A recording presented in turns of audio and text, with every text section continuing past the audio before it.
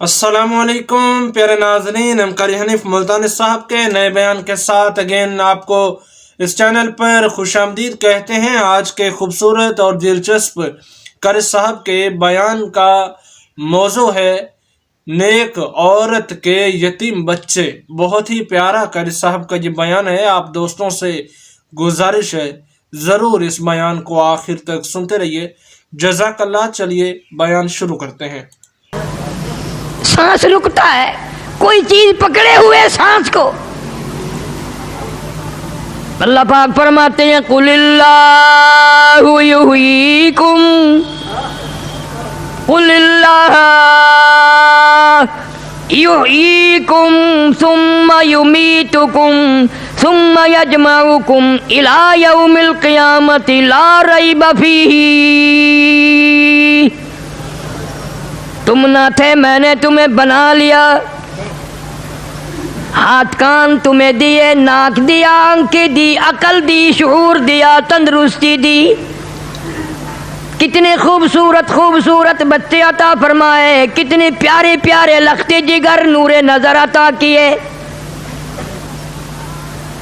تجھے ساری زندگی میں میرے قرآن کا خیال نہ آیا؟ کون خیال کرے؟ اعتقاد نہیں، یقین نہیں۔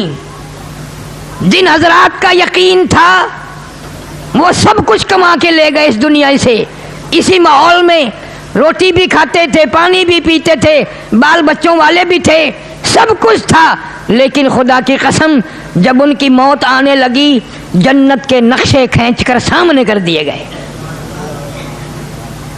جنت کے نقشے کھینچ کر سامنے کر دیے گئے۔ بایزید بسطامی رحمت اللہ علیہ آخری وقت ہے، جنت کا نقشہ کھینچ کر سامنے کیا، دوسری طرف منہ پھیر لیا، پھر جنت کا نقشہ ادھر کیا، دوسری طرف منہ پھیر لیا۔ فرشتے نے عرض کیا جنت سے نفرت کرتے ہو؟ فرمایا نہیں، میں نے جنت میں جھانک کے دیکھا ہے، میں اس جنت کو کیا کروں گا جس میں میرے رب کا دیدار نہیں۔ اور یوں کا وہ گل ہی کیا ہے، وہ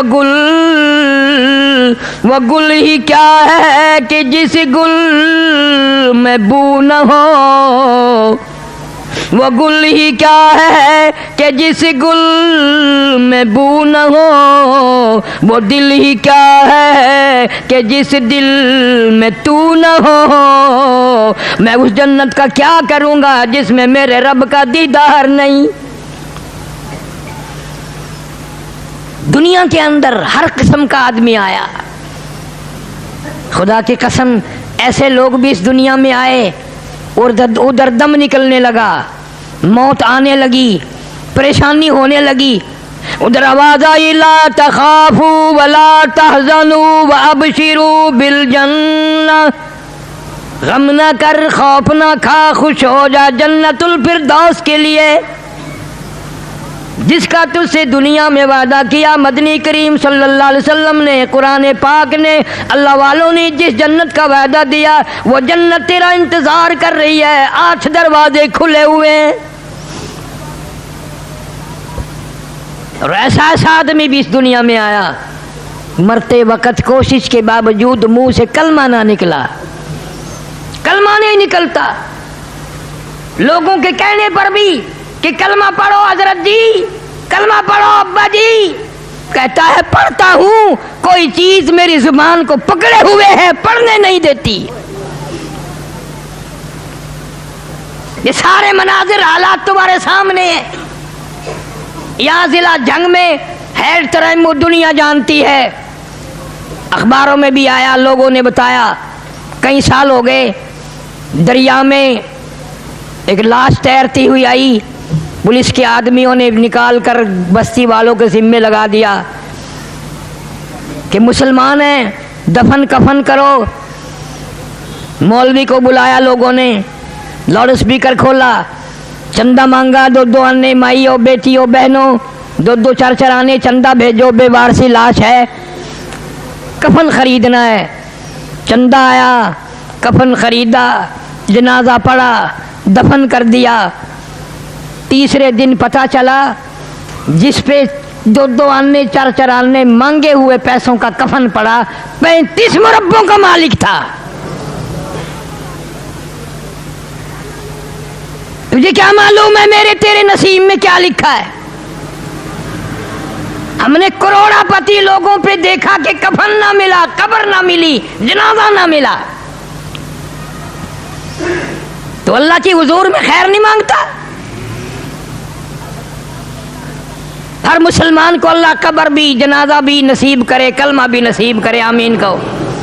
बहरहाल हालात हैं, दिल में खौफ खाया करो। एक्सीडेंटों में लोग मर जाते हैं, पहचान तक नहीं होती।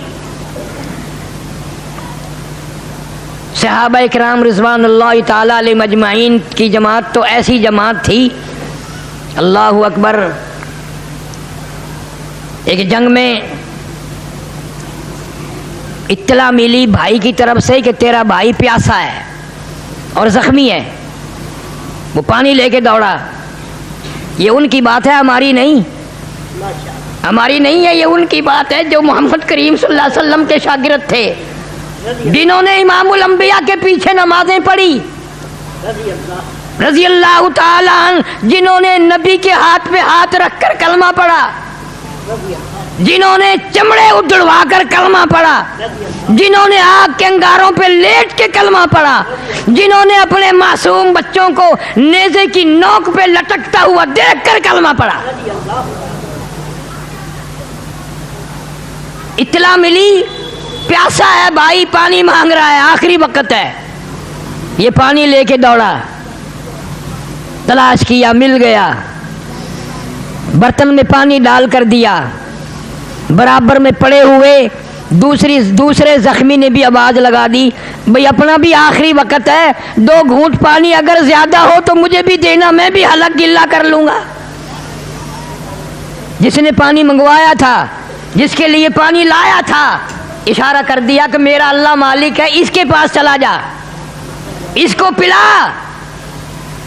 उसने पानी लिया और पीने का इरादा किया। तीसरे ने आवाज दी, भाई 1 घूंट पानी हो तो हमें भी देना। उसने दूसरे ने भी इशारा कर दिया, पहले उसको पिला। जब उस तीसरे के पास गया पिलाने वाला, तो वो हौज़े कौसर पे जा चुका था, वो जन्नतुल फिरदौस में पहुंच चुका था। वापिस आया, वो दूसरा भी ख़त्म, वो तीसरा भी ख़त्म। तमाम के तमाम ने ये साबित कर दिया कि वो हौज़े कौसर पे तो पानी पी सकते हैं, लेकिन अपने भाई की प्यास को सुनकर खुद पानी मरते वक्त भी ना पीते थे। ये उनकी खसूसियत है। हज़रत मोहम्मद करीम सल्लल्लाहु अलैहि वसल्लम ने उनके जिगर, उनके गुर्दे, उनके दिल इतने साफ कर दिए थे निगाह नबूवत से कि वो कुछ और सोच ही नहीं सकते थे। बदकिस्मत कौम सहाबा किराम की कदर नहीं जानती। तुम्हें क्या मालूम कि ये कौन लोग थे, ये किसके शागिर्द हैं, किसके मुरीद हैं, किसके मुक्तदी हैं, किसके वज़ीर हैं, किसके मानने वाले हैं। बस तुम्हें तो अपना पता है कि मेरा दाव लग जाए बस। इरशाद फरमाया मदनी करीम सल्लल्लाहु ताला अलैहि वसल्लम ने, ओ लोगों, मेरा सहाबी एक खजूर अल्लाह के नाम पर सदका करे, खैरात करे, तुम्हारा ओहद पहाड़ के बराबर सोना सदका खैरात करना मेरे सहाबी की एक खजूर का मुकाबला नहीं हो सकता। इतने अजीम लोग, उनकी शराफत, उनकी जानत, उनकी अमानत कुरान बयान करे, मोहम्मद करीम सल्लल्लाहु अलैहि वसल्लम का फरमान बयान करे। आखिर वो कौन लोग थे जिन्होंने मदीना मुनव्वरा में, अल्लाह सबको ज़ियारत नसीब फरमाए, इधर हिजरत करके गए हैं। खाने को नहीं है, पीने को नहीं है, रखने को तो क्या था।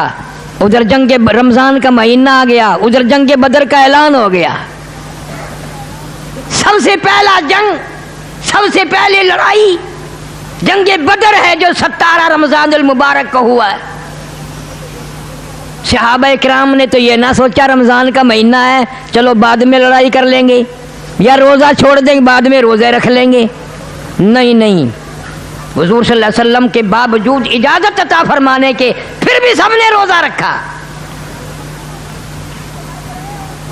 मर्द तो मर्द रहे, औरतों ने कमाल कर दिया।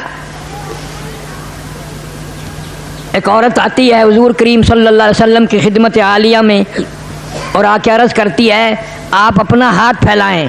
हुजूर सल्लल्लाहु अलैहि वसल्लम ने अपना दस्ते मुबारक फैला दिया, उसके ऊपर अपने सर के कटे हुए बाल रख दिए और रो के अर्ज करने लगी गरीब हूँ, मिस्कीन हूँ, मुफलिस हूँ, नादान हूँ, बिल्कुल गरीब हूँ, खाने को भी नहीं। कई दिन से मदीने में सुन रही थी ऐलान हो रहा है जिहाद का, कोई राशन लाया, कोई खजूर लाया, कोई दाना लाया, कोई असला लाया, कोई पैसा लाया, कोई टका लाया। मेरे पास तो या रसूलुल्लाह सल्लल्लाहु अलैहि वसल्लम कुछ भी नहीं, कुछ भी नहीं। मैं तो अपने सर के बाल काट के ले आई हूँ, किसी मुजाहिद की सवारी की नकेल बन जाएगी, रस्सी बन जाएगी, मेरा भी हिस्सा पड़ जाएगा। कहाँ से ऐसी औरत लाएंगे आप? सैयदा खनसा रजी अल्लाह ताला अन्हा, शाम का वक़्त है, मगरिब की नमाज पढ़ी, रो रही है। बेटों ने पूछ लिया अम्मा क्या बात है, क्यों रो रही हो, क्यों रंजीदा हो? बेटा तुम्हारे बस की बात नहीं है, तुम खाना खाओ, तुम्हारे बस की नहीं। उन्होंने कहा क्यों, कैसे नहीं है? अम्मा रो रही हो, हम रोटी खाएं? बड़ी देर के बाद फरमाया 3 दिन हो गए मदीने में ऐलान हो रहा है जिहाद होगा, अल्लाह के नाम पर लड़ाई होगी, मेरे घर में कोई भी नहीं, तुम बच्चे हो, यतीम हो, मैं बेवा औरत हूँ, क्या करूँ? उन्होंने कहा जैसे हुक्म हो। कहने लगी फिर मेरी तो ये तमन्ना है, तुम मेरे यतीम बच्चे हो, मेरी ज़िंदगी का आखिरी सरमाया हो, मेरी यतीम पूंजी हो, चलो मैं तुम्हें दरबार रिसालत सल्लल्लाहु अलैहि वसल्लम में लेके चलती हूँ, अल्लाह के नाम पर पेश कर देती हूँ बेवा की यतीम पूंजी। अगर अल्लाह के रसूल के यहाँ मंजूर हो जाए तो और क्या चाहिए? उन्होंने कहा अम्मा हम तैयार हैं। सैयदा खनसा रज़ी अल्लाह ताला अन्हा अपने यतीम बच्चों को लेके चली दरबार रिसालत में सल्लल्लाहु अलैहि वसल्लम में आकर के कहती है या रसूल अल्लाह है तो छोटे, ताकतवर भी नहीं, जवान भी नहीं, मैं बेवा की यतीम पूंजी कबूल फरमाओ, जिहाद के लिए इन्हें कबूल फरमाओ, इन्हें ले जाओ, अल्लाह के नाम पे कुर्बान करना चाहती हूँ। आपने फरमाया ये तो अभी छोटे हैं, ये तो अभी बच्चे हैं, खुदा की कसम इनकी औलाद का जिगर देखो, इनकी औलाद के दिल देखो, औलाद की तरबियत देखो, यूं एड़ियाँ उठाकर खुरियाँ उठा के बड़ियों ऊपर को हाथ करके दिखाते या रसूलुल्लाह मैं इससे बड़ा हूँ, या रसूलुल्लाह सल्लल्लाहु अलैहि वसल्लम मैं इससे बड़ा हूँ। और सहाबा की औलाद भी देखो, मदनी करीम सल्लल्लाहु अलैहि वसल्लम ने कबूल फरमा लिए। हजरत खनसा अलग लेके गई दोनों बच्चों को और कहने लगी मैं तुम्हारी क्या लगती हूँ कि अम्मा है, मैंने तुम्हें दूध पिलाया, मेरे से कसम ले लो मैंने एक दिन भी बगैर वजू दूध नहीं पिलाया तुम्हें, मैंने कुरान पढ़ पढ़ के तुम्हें दूध पिलाया, मैंने तुम्हारे मामू को रुसवा नहीं किया, तुम्हारे अब्बा की अमानत में खयानत नहीं की, हलाल का तुम्हें जना है। मेरी एक वसीयत है, मेरी एक नसीहत है, सुन लो, पीठ में जख्म ना खाना, छाती में जख्म खाना, सीने में जख्म खाना, शहीद हो जाना। मैं मुसल्ले पे बैठकर वुजू करके इंतजार करूंगी, एक एक की शहादत की खबर सुनती जाऊंगी और कबूलियत के लिए झोली फैलाकर दुआ मांगती जाऊंगी। चुनाचे दोनों बच्चे तैयार होकर खड़े हो गए जंग में। हजरत मुआज़ और मुआज़ रज़ी अल्लाह ताला अन्हुमा, अब्दुर्रहमान इब्न औफ रज़ी अल्लाह ताला अन्हु बड़े आदमी, हुजूर ने फरमा दिया सारे कह दो सल्लल्लाहु अलैहि वसल्लम, फरमा दिया इन दोनों बच्चों का ज़रा ख्याल रखना कि अच्छा जी। एक को दाएं खड़ा कर लिया, एक को बाएं खड़े कर लिया, बीच में हज़रत अब्दुर्रहमान इब्न औफ रज़ी अल्लाह ताला अन्हु जलीलुल क़द्र सहाबी हैं। दोनों बच्चों ने कहा कि चाचा जान वो अबू जहल कहाँ है, वो अबू जहल कौन सा है? ख्याल आया इन्होंने नाम सुना है, बच्चे हैं इसलिए बातें कर रहे हैं। उन्होंने कहा मेरे भतीजों यतीमों जब इधर को आएगा तो मैं तुम्हें बताऊंगा, देख लेना। وہ آیا سرکس گھوڑے پہ سوار، اچھلتا ہوا کودتا ہوا گھوڑا آیا، اور عبد الرحمن بن عوف رضی اللہ تعالیٰ عنہ نے اشارہ کر دیا کہ جس کو تم پوچھ رہے تھے وہ سامنے ابو جہل ہے۔ اسے کیا معلوم تھا ان کا یہ پروگرام ہے، اور پیچھے ماں کی دعائیں ہیں، پیچھے ماں کی دعائیں ہیں کہ وہ ابو جہل ہے سامنے۔ بس اتنا بتا کر دیکھتے کیا دایاں بایاں دونوں خالی ہیں، دونوں نے پہلے ہی پروگرام بنا لیا تھا، بات کوئی نہیں کی تھی، آگے کو دونوں نے منہ نکالا تھا، آنکھوں ہی آنکھوں میں پروگرام بن گئے۔ آج بدقسمت قوم آنکھوں آنکھوں میں غلط پروگرام بناتی ہے، بے عزتی کے پروگرام بناتی ہے، توہین کی پروگرام بناتی ہے، ایمان کو بڑا غرق کرنے کے پروگرام بنتے ہیں، خاندانوں کی عزت کو برباد کرنے کے پروگرام بنتے ہیں، مسلمانی کو مٹانے کے پروگرام بنتے ہیں۔ آؤ صحابہ کرام کے معصوم بچوں نے بھی کیا پروگرام بنایا۔ حفیظ کہتا کہ دونوں دوڑے اور کہنے لگے قسم کھائی، قسم کھائی، قسم کھائی کہ مر جائیں گے یا ماریں گے ناری کو، سنا ہے گالیاں دیتا ہے وہ محبوب باری کو۔ قسم کھا کے جا کے حملہ کر دیا، ان کے پاس لشکر نہیں، ہتھیار نہیں، فوج نہیں۔ محمد کریم صلی اللہ تعالی علیہ وسلم کی دعا ہے، برکت ہے، معجزہ ہے۔ کہتا تھے ان کے پاس 2 گھوڑے، 6 زریں، 8 شمشیریں، اور پلٹنے آئے تھے یہ لوگ دنیا بھر کی تقدیریں۔ ان بچوں سے پوچھا کیا لے کر حملہ کرو گے، کیا لے کر چڑھائی کرو گے، وہاں جا کر کے کیا کرو گے؟ کہنے لگے ہم نے کیا کرنا ہے، نہ تیغ و تلوار پر تکیا، نہ خنجر پر نہ بھالے پر، نہ تیغ و تلوار پر تکیا، نہ خنجر پر نہ بھالے پر، توکل ہے فقط ایک سادی سی کالی کملی والے پر۔ جناب صدیق اکبر رضی اللہ تعالیٰ عنہ فرماتے ہیں مدنی کریم صلی اللہ علیہ وسلم نے میدان بدر میں اتنی لمبی دعا مانگی، اتنے ہاتھ پھیلائے، سر سے اونچے ہاتھ ہو گئے۔ رحمت للعالمین صلی اللہ علیہ وسلم کی چادر بھی نیچے گر گئی۔ صاحب اللہ کی حضور میں فریاد کر دی، میرے پاس جو پونجی تھی میں نے لا کے کھڑی کر دی، اگر آج یہ پونجی میری ختم ہو گئی تیرا نام لینے والا بھی کوئی نہیں۔ حق پرستوں کی تو نے گر دل جوئی نہ کی، تانا دیں گے بت کے مسلم کا خدا کوئی نہیں۔ بچوں نے دوڑ کر ابو جہل کو گھوڑے سے نیچے گرا دیا، اس کی دونوں ٹانگیں کاٹ دی، اس کے اوپر چڑھ بیٹھے اور ایک دوسرے صحابی سے کہا ہمیں گردن کاٹنے کا طریقہ نہیں آتا، آؤ اس شکار ہم نے کر دیا ہے، اس کی گردن کاٹو۔ مرتا مرتا ابو جہل کافر کہنے لگا افسوس کسی بہادر کے ہاتھوں مرتا، کسی جوان کے ہاتھوں مرتا، میں ایک بیوہ کی یتیم بچوں کے ہاتھوں مر رہا ہوں۔ کیا نظریہ تھا اس عورت کا، کیا اس کی نگاہ میں اولاد تھی، اور کیا اس کی نگاہ میں جنت الفردوس تھی، اور اس کی نگاہ میں محمد عربی سارے کہہ دو صلی اللہ علیہ وسلم کی رضامندی کی کیا نگاہ تھی اور کیا خوشی تھی، اور وہ کیا چاہتی ہوگی؟ کس کو اولاد بری لگتی ہے؟ اللہ سبحانہ و تعالی نے مدد فرمائی وَلَقَدْ نَصَرَكُمُ اللَّهُ بِبَدْرٍ وَأَنْتُمْ أَذِلَّةٌ فَاتَّقُوا اللَّهَ لَعَلَّكُمْ تَشْكُرُونَ۔ اللہ فرماتے ہیں بدر والے دن تم تھوڑے سے تھے، مختصر تھے، ہتھیار نہ تھے، سامان نہ تھا، بھوکے بھی تھے، ننگے بھی تھے۔ مجھے معلوم ہے تمہارے پیٹ میں بھوک لگی تھی، تمہارے منہ میں پیاس لگی تھی، تمہارے پاس ہتھیار بھی نہ تھے، تم تھوڑی سی تعداد میں تھے۔ میں نے 5000 فرشتوں کا قافلہ بھیجا۔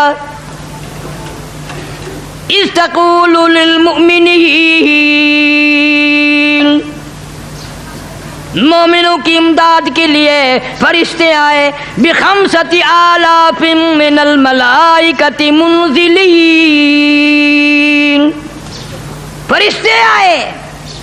صحابہ کہتے ہیں رضی اللہ تعالیٰ عنہ، حضور کریم صلی اللہ علیہ وسلم نے ہمیں جو چھڑی دی لکڑی کی، ہم وہ کرتے تھے کافر کی طرف گردن، وہ جا کے پڑتی تھی۔ ابی بن خلف نبی صلی اللہ علیہ وسلم کا دشمن،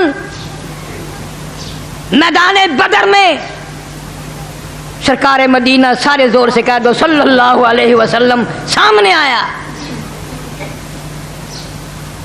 آپ نے کسی سے کامچی لے کر، چھڑی لے کر اس کو مار دی، شرم دلائی۔ وہ کہتے اتنے لوگ کان کٹے پڑے ہیں، ہاتھ کٹے پڑے ہیں، پاؤں کٹے ہوئے پڑے ہیں، وہ بھی اتنے نہیں چلا رہے، تو اتنا چیختا، شرم نہیں آتی؟ تو نے ساروں کو بزدل بنا دیا۔ ہائے، ہے تو کافر پر کیا بات کہی ہے۔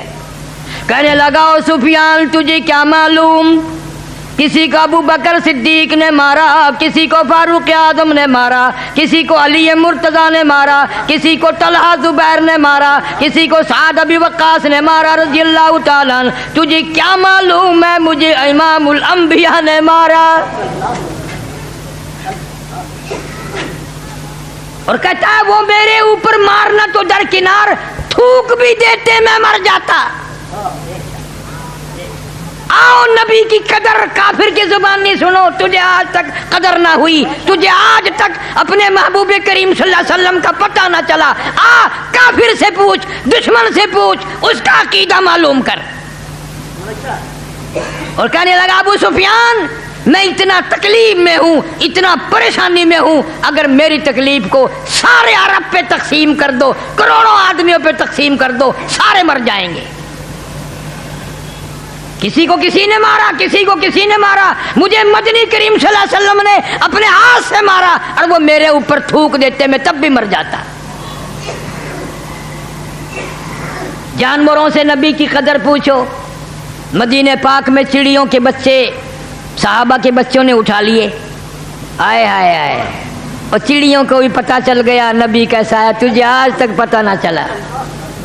حضور صلی اللہ علیہ وسلم کے سر مبارک پہ چین چین چین چین گھوم رہی ہیں چڑیا۔ آپ نے فرمایا یہ شکایت کر رہی ہیں ان کے بچے واپس دے دو۔ کس نے بچے اٹھائے ہیں؟ چڑیوں کو بھی پتہ ہے کہ شفیع المذنبین ہے، غریبوں کا ہمدرد ہے، مظلوموں کا ہمدرد ہے، تجھے آج تک پتہ نہ چلا۔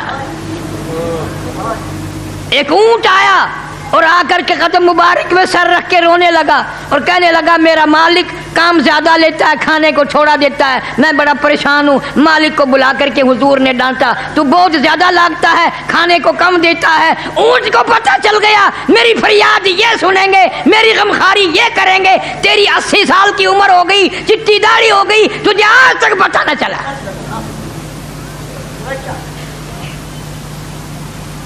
درختوں کو اشارہ کیا، اکھڑ کر آ گئے، اشارہ کر دیا واپس چلے گئے، ہاتھ میں کنکر لے کر۔ ابو جہل نے پوچھا بتاؤ میرے ہاتھ میں کیا ہے؟ فرمایا میں بتاؤں یا جو کچھ تیرے ہاتھ میں ہے وہ بتائے کہ میں کون ہوں؟ ہائے ہائے ہائے، جو تیرے ہاتھ میں ہے وہ بتائے میں کون ہوں؟ حکم دیا کنکریوں پتھر کے ٹکڑوں گواہی دو میری نبوت کی، اللہ کی توحید کی۔ اندر سے آواز آتی ہے اشہدو ان لا الہ الا اللہ واشہدو ان محمد رسول اللہ۔ کنکریوں نے بھی توحید کی گواہی دی۔ آج کا مسلمان ہے، کلمہ بھی پڑھ رہا ہے، قبر کو سجدے بھی کر رہا ہے، کلمہ بھی پڑھ رہا ہے، بچے کو لے کر کے قبر کے چاروں طرف طواف کرا رہا ہے، اور عقیدہ یہ ہے یہ پیر زندگی دے گا۔ کیا کیا تیرا کلمہ کرے گا، کیا قرآن کرے گا، اور کیا تیرا رمضان کرے گا، کہاں کام آئے گا؟ شرک کی لعنت سے بچو میری بہنوں بیٹیوں، پلے باندھ کے لے جاؤ، اللہ کے سوا کوئی کچھ نہیں کر سکتا۔ ساری دنیا کے ولی، ساری دنیا کے پیر فقیر اکٹھے ہو جائیں، خدا کی قسم ایک بال بھی کسی کا بنکا نہیں کر سکتے۔ صاحب اللہ جل شانہ کے اختیار ہے۔ یہی تو لڑائی ہوئی صحابہ کرام سے مشرکین مکہ کی، اسی پر تو جھگڑا ہوا۔ اور بات کیا تھی؟ رمضان المبارک کا بابرکت مہینہ، ایسا کلمہ پڑھ جو ساری زندگی میں شرک تیرے قریب سے نہ گزرے۔ ایسی اللہ سے دعا مانگ اپنے خاتمے کی، اپنے ایمان کی، جو زندگی گزر جائے آخری وقت تک شیطان شرک والا تیرے قریب نہ آئے۔ واقعات ہیں صحابیات کے بے شمار، ایک دو نہیں۔ اللہ اکبر، اللہ اکبر۔ کیا شان ہے ان لوگوں کی جنہوں نے حضور صلی اللہ علیہ وسلم کے ہاتھ پہ رکھ کر ہاتھ کلمہ پڑھا۔ وہ کتنی مبارک آنکھیں ہوں گی جنہوں نے اپنی آنکھوں سے ہزاروں مرتبہ دیدار کیا صلی اللہ علیہ وسلم۔ بابرکت مہینہ، عزت والا مہینہ، محترم مہینہ۔ جنگ بدر بھی اسی میں ہوا۔ اما عائشہ صدیقہ رضی اللہ تعالی عنہ کی وفات بھی اسی رمضان المبارک کی 17 تاریخ کو ہوئی۔ کون اما عائشہ صدیقہ؟ 2270 حدیث ہیں جس سے روایت ہیں، جس کے بارے میں حضور صلی اللہ علیہ وسلم نے فرمایا اگر عائشہ نہ ہوتی دین ناقص رہ جاتا۔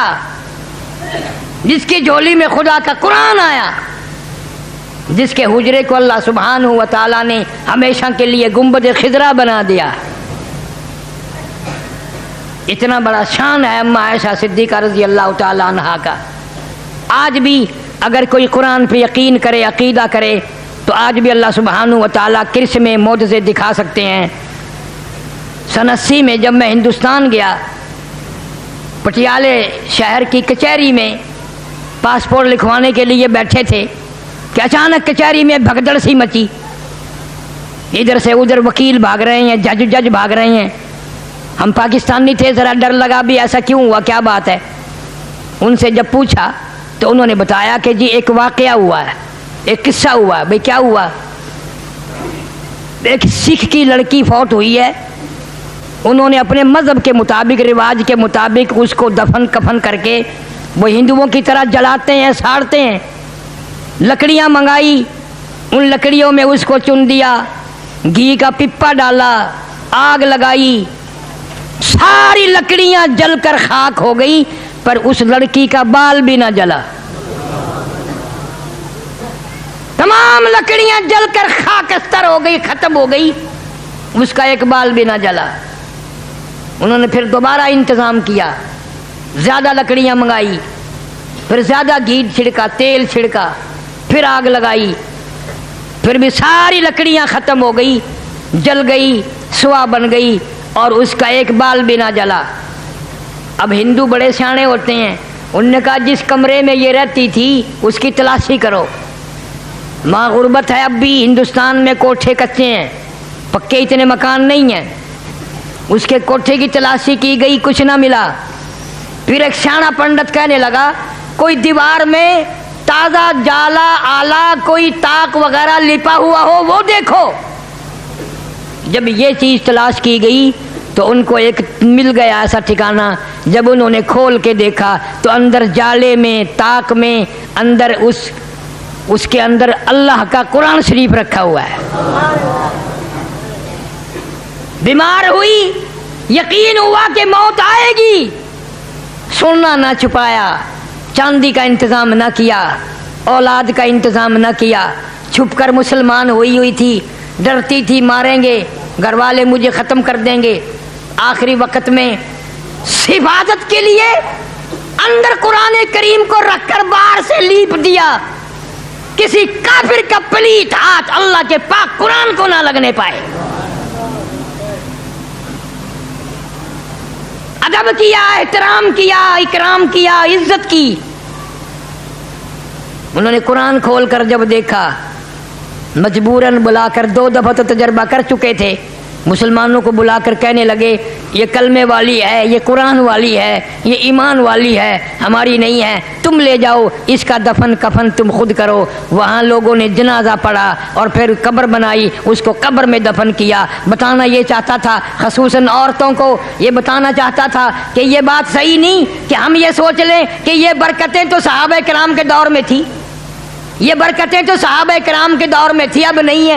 آج بھی قرآن میں وہی برکت ہے، وہی نورانیت ہے، وہی رحمت ہے، وہی اللہ کی کریمی ہے۔ آج بھی قرآن پہ یقین کر کے دیکھ، قرآن پہ اعتماد کر کے دیکھ، قرآن کی برکتوں کو دل میں جگہ بنا کے دیکھ، آج بھی قرآن تجھے وہی جواب دے گا جو صحابہ کرام کو اس نے دیا تھا۔ کلمے اور قرآن کی برکت سے ہزاروں آدمیوں نے دیکھا لکڑیاں جل گئی، ایک بال نہ جلا۔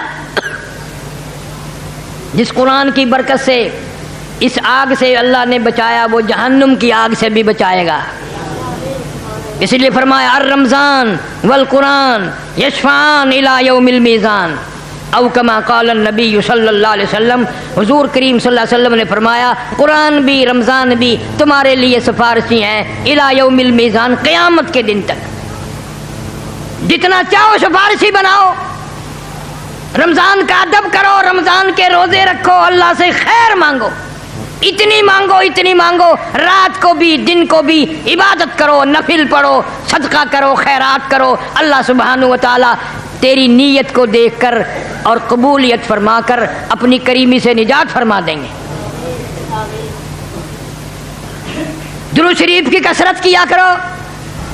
دلائل الخیرات میں لکھا ہے، ابو عبداللہ سلیمان جزولی رحمۃ اللہ علیہ لکھتے ہیں کہ میں سفر میں تھا، گرمی تھی، دوڑ رہا تھا، بھاگ رہا تھا، عصر کی نماز کا وقت تنگ ہوتا جا رہا تھا، پانی نہ تھا، کنواں نہ تھا، میں کوشش کر رہا تھا، دوڑ رہا تھا، کوئی بستی آئے، وضو کروں، نماز ادا کروں، دوڑتے دوڑتے وقت بھی قریب تھا، ایک بستی آ گئی، کنواں بھی آ گیا، میں کنویں کو دیکھ کر بڑا خوش ہوا، لیکن ڈول رسی نہیں۔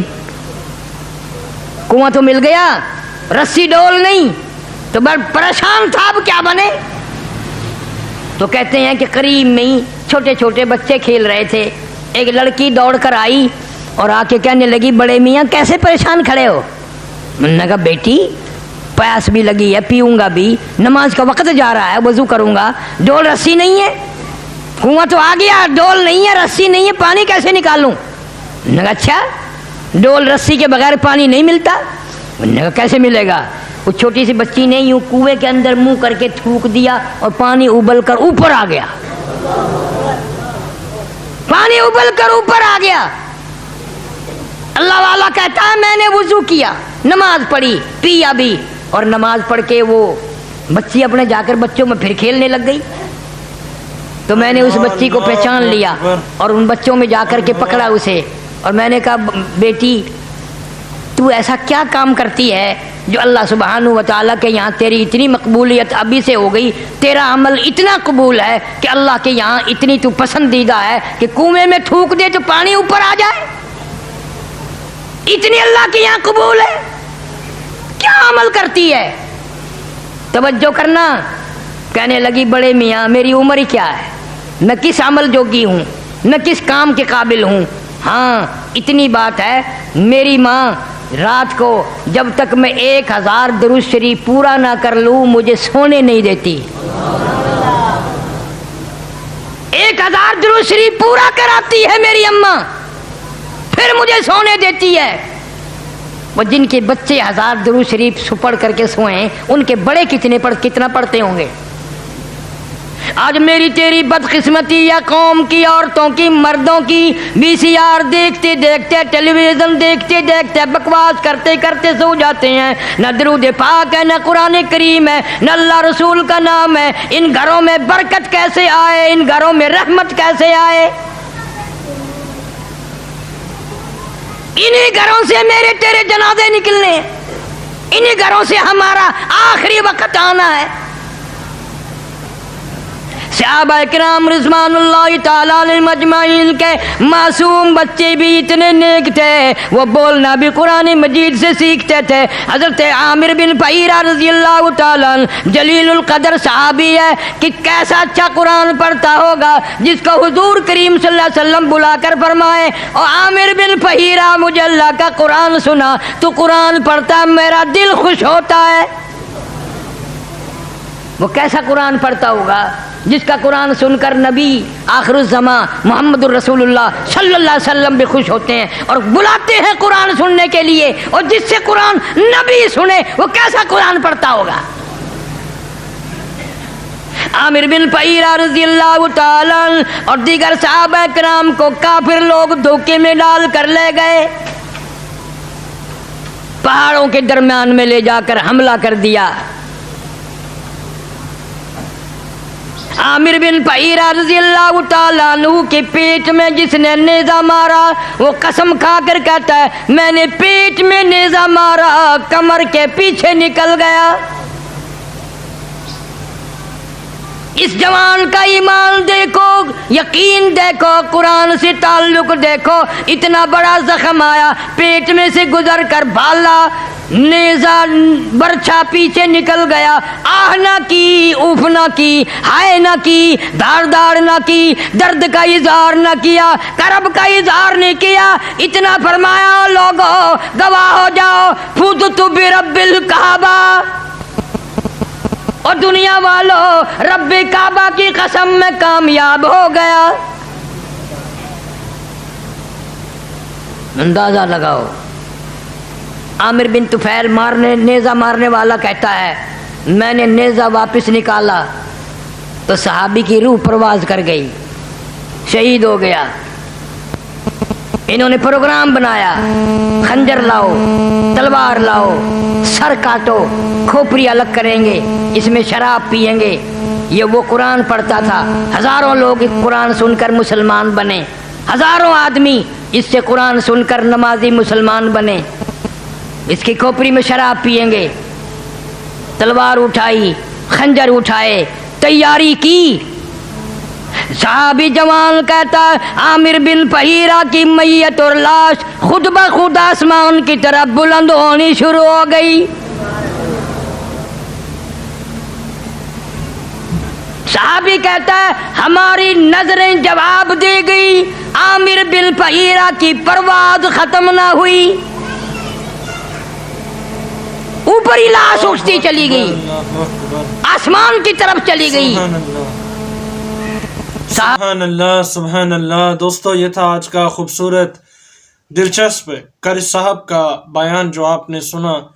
میں امید رکھتا ہوں آپ دوستوں کو آج کا قاری صاحب کا یہ بیان پسند آیا ہوگا۔ اس بیان کے آخر میں آج ہم گفتگو کریں گے، مختصر سے گفتگو کریں گے، اور وہ کریں گے غیبت پر مبنی۔ دوستو میں آپ کو پہلے ڈیفینیشن بتا دوں کہ غیبت میں فرق کیا ہے۔ بہتان اور غیبت یہ دونوں الگ چیزیں ہیں اور ان دونوں کی سزائیں بھی الگ ہیں۔ بہتان کہتے ہیں کسی پر الزام لگانا، اس میں ہو یا نہ ہو، مطلب اس میں نہیں ہے، آپ نے اس پر الزام لگایا کہ اس میں یہ خراف ہے، ٹھیک ہے، وہ ہوتا ہے الزام۔ ایک ہوتی ہے غیبت۔ غیبت وہ ہوتی ہے جو اس میں موجود ہے لیکن آپ نے اس کو نیچا دکھانے کے لیے اس کی غیر موجودگی میں کسی کو کوئی بات کی ہے تو وہ غیبت کہلاتی ہے۔ سمجھ آ گئی؟ میں امید کرتا ہوں سمجھ آ گئی ہوگی۔ میں اگین تھوڑا سا ریپیٹ کر دیتا ہوں۔ آپ کا ایک بھائی ہے، آپ کا ایک دوست ہے، آپ نے اس کی غیر موجودگی میں اس کی کوئی برائی یا اس کے بارے میں کچھ خراف کا پتہ تھا اور آپ نے دوسرے کو کسی کو بھی بتا دیا ہے تو وہ غیبت کہلائی ہے۔ آپ نے اس دوست کی غیبت کی ہے اور یہ بہت بڑا گناہ ہے۔ کچھ زمروں میں یہ زنا سے بھی بڑھ کر گناہ ہے۔ جی ہاں، میں صحیح کہہ رہا ہوں، زنا سے بھی بڑھ کر یہ گناہ ہے، کبیرہ گناہ ہے یہ۔ لیکن افسوس آج ہماری بحث، ہماری جو محفلیں ہوتی ہیں اس میں آپس کی بات نہیں ہوتی، اس میں تیسرے کو تان کیا جاتا ہے، تیسرے کو بحث میں لایا جاتا ہے اور اس کی عزت اچھالی جاتی ہے۔ جی ہاں، میں حقیقت کہہ رہا ہوں، آپ ایکسیپٹ کریں گے انشاءاللہ، ضرور کریں گے۔ دیکھیے نا، ہم بیٹھے ہوتے ہیں مل کر اور اس کی برائی کر رہے ہوتے ہیں جو ہمارے پاس موجود نہیں ہوتا، ٹھیک ہے؟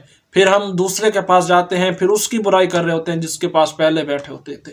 اس کی بہت بڑی سزا ہے، قرآن پاک میں بھی آیا ہے کہ کیا تم میں سے کوئی اپنے بھائی کا گوشت کھانا استغفر اللہ پسند کرتا ہے؟ نہیں کرتا، کوئی بھی نہیں کرتا۔ تو پھر غیبت نہ کرو، یہ بہت بڑا گناہ ہے۔ خدا را، میں تھوڑی سی یہ ڈیفینیشن بیان کی ہے اور شارٹ میں فقط آپ کو ایک مثال دی ہے اور آپ کو تھوڑا سا سمجھایا ہے کہ یہ کتنا بڑا گناہ ہے۔ خدا را اس کو سمجھیے اور یہ غیبت کرنے سے بچ جائیے۔ اب ایسی بہت سی باتیں ہیں دوستو، بہت سی باتیں ہیں کہ جس کو ہم غیبت جانتے ہی نہیں۔ میری بات یاد رکھیے، میں ایز اے ایگزامپل تھوڑا سا آپ کو پوائنٹ دیتا جا رہا ہوں۔ دیکھیے، اگر آپ نے گلی کے کتے کی برائی کیا نا کہ یہ کتا گندا ہے، غلیظ ہے، ٹھیک ہے، تو وہ غیبت میں نہیں آیا۔ لیکن اگر وہ کتے کی نسبت جس شخص کے ساتھ تھی، اس مالک کی نسبت آپ نے اس کتے کو برا کہا، تو یہ غیبت میں آیا ہے۔ یاد رکھیے گا، غیبت میں آیا ہے۔ اور دوسری بات، آپ بچے کی غیبت کر رہے ہوں جو ابھی چھوٹا ہے، نہ سمجھ ہے، اور چاہے کہ وہ ایک بوڑھا آدمی ہو، کوئی بھی ہو، اس کی برائی اگر آپ نے کی ہے تو وہ غیبت ہے۔ اور اگر میں غیبت کو شارٹ میں بیان کروں تو دوستو، غیبت یہ ہے، خود سے پوچھ لینا اگر وہ بات جو آپ کسی کے لیے اس کی غیر موجودگی میں کر رہے ہیں، اگر وہ بات جو آپ کسی کے لیے کسی کی طرف جو بات کر رہے ہیں وہ آپ اس کی غیر موجودگی میں کر رہے ہیں، اگر وہی بات سیم آپ پر ہو تو آپ کو کیا محسوس ہوگا؟ مطلب اچھا یا برا؟ آپ اس کو برا محسوس کریں گے یا اچھا؟ اگر برا کریں گے تو مان لیجئے یہ غیبت آپ اس کی کر رہے ہیں۔ ایسا کوئی فعل، ایسی کوئی گفتگو، ایسی کوئی بات کی کہ جس سے اس کو نیچا گنوایا گیا، چاہے وہ ہلکا سا ہو، بالکل تھوڑا سا ہو۔ اور دوسری بات، خیر آج کے لیے میں اتنا ہی کروں گا، بہت زیادہ ہو رہی ہے ویڈیو آج کی۔ میں انشاءاللہ نیکسٹ ویڈیو میں آپ کو جو ہے نا وہ اس غیبت کے موضوع پر تھوڑی سی اور مطلب اس کو بیان کروں گا، اس کی ڈیٹیل میں تھوڑا سا جاؤں گا انشاءاللہ۔